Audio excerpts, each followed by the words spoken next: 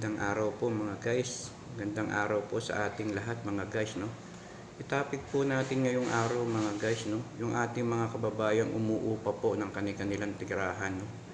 Alam niyo po guys, no, sa hirap po ng buhay ngayon, alam ko po no, nagipit yung ating mga kababayan na yan, no. Lalong-lalo na po kung di kalaki yan yung sahod nila, no. Kasi nga po unang-una, no, umuupa tayo ng ating tirahan. Nagbabayad po tayo ng kuryente, tubig, binabudgetan po natin yung ating mga anak na nag-aaral o naggagatas, no. Tapos yung pagkain pa po nila, no. Kaya talaga po na alam ko nagipit yung mga kababayan po natin na umuupa po ng kanilang tirahan, no. Siguro po ang pinakamaganda po nating gawin, no, humanap po tayo, no, ng medyo mura po, no, na tirahan.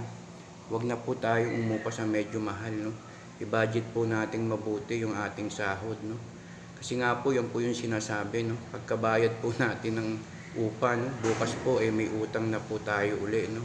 At yan po isa nagiging dahilan, no, kaya po tayo nakakapangutang, no. Lumalaki po yung ating utang dahil nga po sa pag-upa natin ng ating tirahan. Bukod pa po dun sa ating mga budget sa ating pamilya, no. Talaga pong napakahirap po ng buhay, no.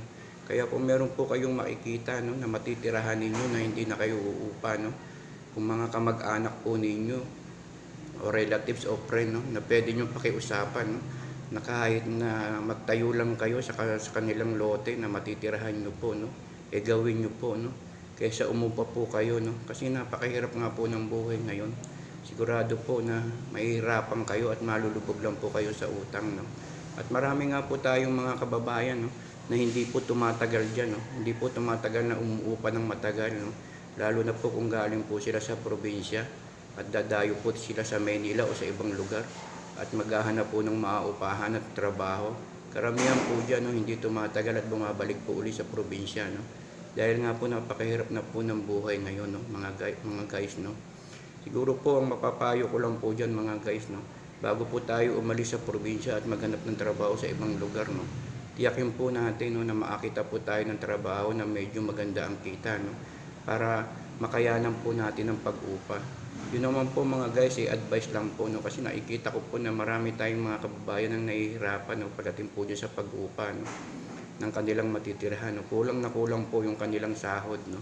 O yun lang po siguro mga guys, paalala ko lang po, no, kung kaya po natin na wag nang dumayo, no, doon na lang po tayo sa probinsya magnegosyo o gumawa ng paraan para kumita, gawin po natin, no. Kasi yung kikitain nyo rin po sa dadayuhan ninyo ay magiging kulang, no, lalo na po kung uupa pa kayo ng inyong matitirahan.